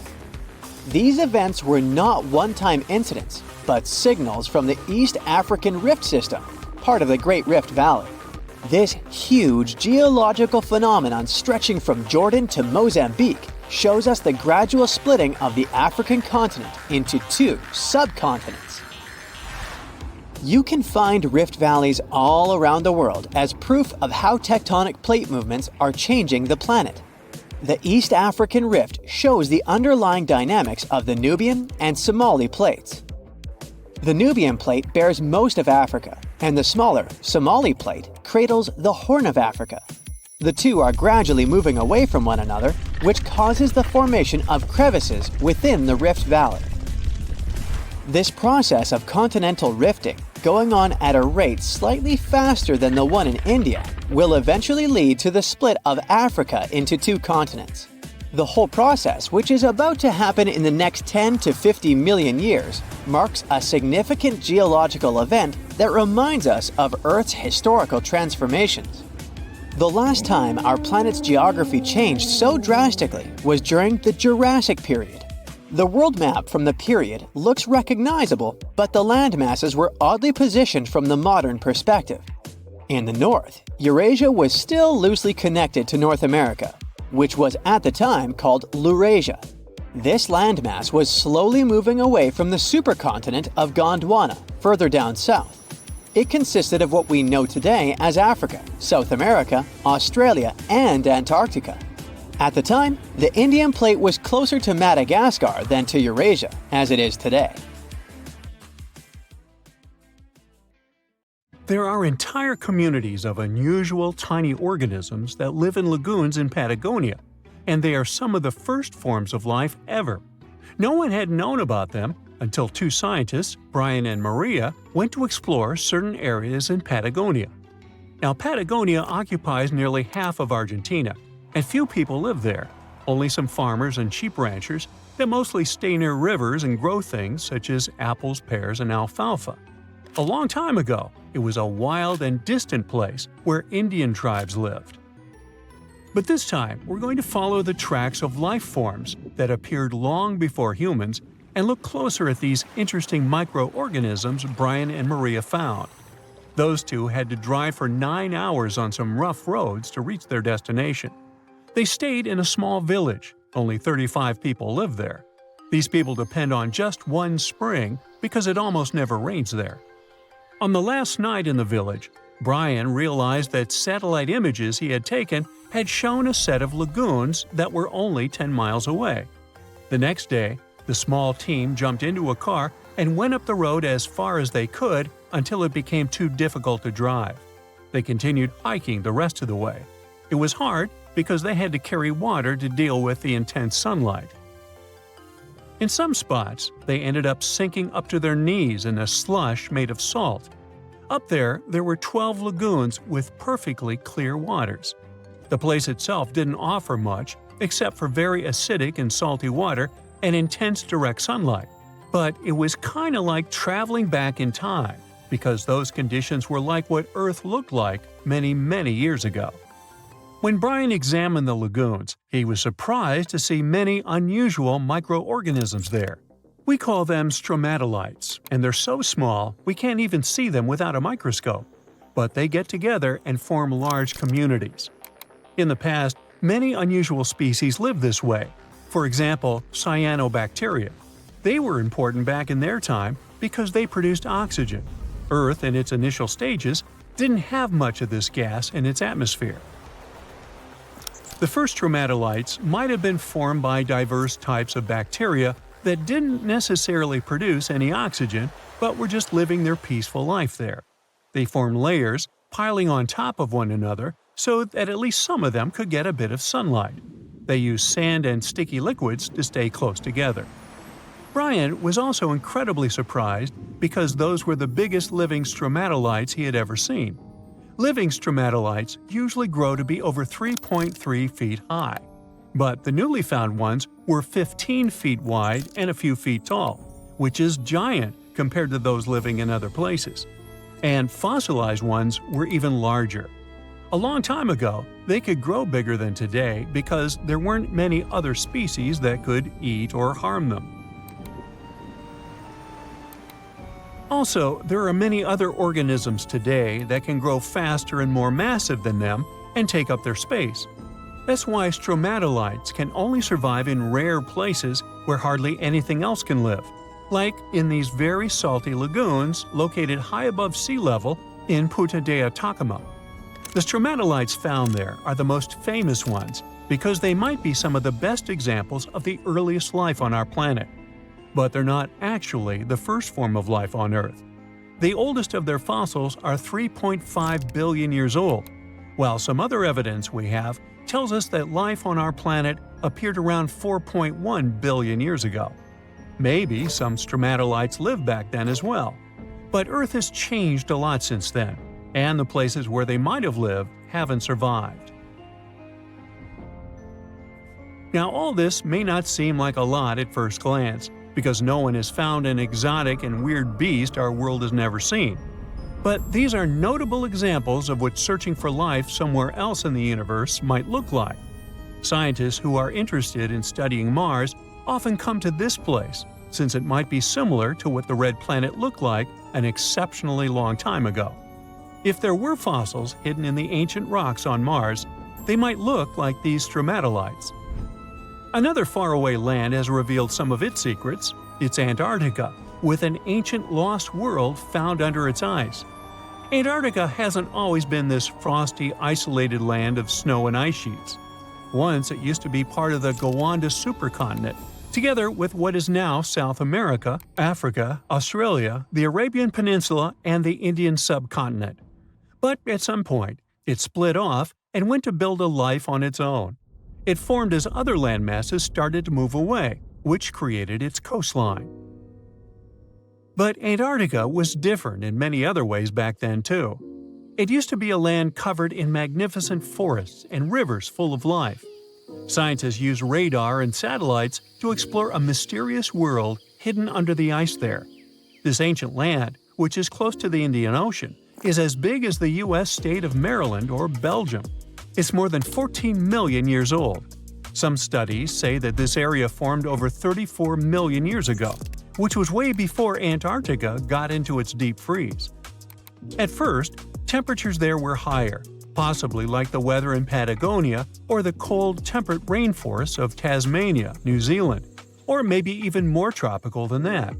But as the climate became cooler, small glaciers started forming on hills close to the rivers. Valleys sunk deeper because of all that ice covering them. And then, temperatures dropped even lower, and a giant layer of ice covered the entire continent, hiding those old glaciers. Rivers shaped this lost world a long time ago, way before it ended up covered in ice that's almost 2 miles thick in some spots. Scientific studies of this area showed that those landscapes had been full of highlands and mountains. The ice that formed over Antarctica made the whole area very cold, so the landscape couldn't erode anymore. This means everything has remained basically the same and untouched under the ice for millions and millions of years. What's interesting is that we know less about this land hidden under the ice than about the surface of Mars. One way to explore it would be to drill through these ice sheets to check for samples of sediments below. They could tell us more about the ancient flora and fauna frozen underneath. It's not a new method. A similar method was used to collect 2-million-year-old samples in Greenland. Australia has a secret world too. Ancient organisms were found hidden in rocks in the northern parts of the continent that are about 1.6 billion years old. These microscopic things are part of a family called eukaryotes. The members of this family that exist today include plants, fungi, animals, and even those tiny organisms with just one cell, such as amoeba. All living things with nuclei in their cells, including us, can trace their family tree back to one of the oldest members of this family. That one is called the last eukaryotic common ancestor, and it lived more than 1.2 billion years ago. Those ancient organisms were more complex and bigger than bacteria. Maybe they were the first predators on Earth, hunting bacteria. Now, get this. Octopuses are visitors from outer space. Here's how this would have happened. Ice kept eggs of octopuses stuck in spatial bodies crashed into Earth. Then these guys would have mixed together with a pre-existing set of genetic information available on our planet. And presto, octopuses were born. Well, it may be a long stretch to justify that the highly intelligent octopuses are extraterrestrial beings, but the idea is based on a theory that has been around since ancient Greece, something known as panspermia. Now, panspermia is a hypothesis that says life exists all around the universe, not only in planets. So, things such as space dust, asteroids, and even spacecraft have their share of life glued to them. And when they travel across the galaxy, life is disseminated. This strand of thought has been polemic, since it goes against the idea that all life originated right here on our planet. But as much as this new octopus theory might be refreshing, it doesn't contribute too substantially to the search for life on other planets. It's just too hypothetical. Now, octopuses are in fact incredibly old. The oldest known fossil belongs to an animal that lived almost 300 million years ago. FYI, this is before our dinosaur buddies roamed the Earth. Wait, there's more! Octopus arms have a mind of their own. That's because 2/3 of their neurons lie in their arms, not in their heads. This means that their arms can problem solve how to open a shellfish, while their owner is worried about other stuff entirely. Talk about ninja-level multitasking. Oh, and like other animals, such as chimpanzees and dolphins, octopuses have proven to be good at maneuvering tools, like picking up old shells and using them as a temporary home. Now, of course, the most intelligent animals on our planet are humans, according to humans. But we don't seem to give pigs enough credit. Pigs are so smart they can play video games. No, not Minecraft. But in a recent academic study, scientists had 4 pigs play a joystick game. They had to manipulate the stick so that the moving ball would hit the wall and then they would get a treat. All 4 pigs did great in the test, which was surprising even to the scientists. Now, pigeons also aced an impressive test. They were trained to differentiate a Picasso painting from a Monet one, which they had no trouble learning. Then they were able to apply this knowledge, identifying works of art they had not previously seen, meaning they really understood the difference between each painter. Poor things are always seen as a nuisance. Now, if we placed kangaroos in an Animal's Most Amazing Ability contest, they'd win. It's mainly because they break the 4-legged rule. A special species of kangaroo, the red kangaroo, uses its tail to help propel it forward. Now, visually, it has 4 limbs, but in practice, it uses 5. They're biologically built to use their tail as a 5th limb, since it's packed with articulated vertebrae and thick muscles. Of course, it had to be an Australian animal. Okay, jokes aside, Australia is home to a variety of unique animals, like the most venomous snake in the world. This not-so-cute reptile is known as the inland taipan, and its venom is enough to take down 100 humans. And still, on the topic of dangerous animals, the island is also home to one of the world's most venomous spiders, the funnel web spider, which can be found not too far away from downtown Sydney. Yikes! The Little Mermaid may have shown us that life is good under the sea, but she didn't mention anything about the bizarre ways of the anglerfish. Anglerfish are those special types of fish that have a huge whip nose connected to the front part of their bodies.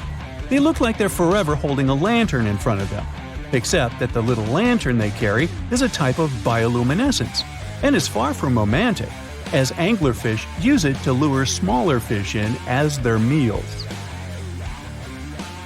It was back in 1999 that scientists discovered that these little guys spend most of their lives upside down. They had never seen anything like that. Hovering above the Pacific Ocean floor at a depth of around 16,400 feet, where light almost doesn't even reach, there they were. They do this because since they live so close to the seafloor, their built-in lantern illuminates the ground in search of food. They might be weird, but they're also pretty clever. Recently, scientists have discovered a species of animal that has neither a brain nor a head and is pretty smart. Meet the brittle star. This 5-armed creature is a bundle of nerves, and it has proved itself to be super clever. In a recent experiment, scientists would dim the light while they fed brittle stars their favorite treat, yummy shrimps. After 10 months of conditioning, these babies would creep out of hiding as soon as the scientists turned off the light in the room they were in. Surely they were expecting to enjoy a delicious meal. Now, we really shouldn't judge a brain by its size, or lack of brain in this case. There's something known as the orange cat behavior, and apparently it's not just a meme. So far, scientists have been able to understand that coat color is connected to a feline's gender.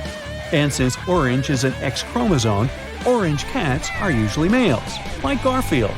The so-called orange cat behavior describes ginger cats as agents of chaos. Again, pretty much like Garfield.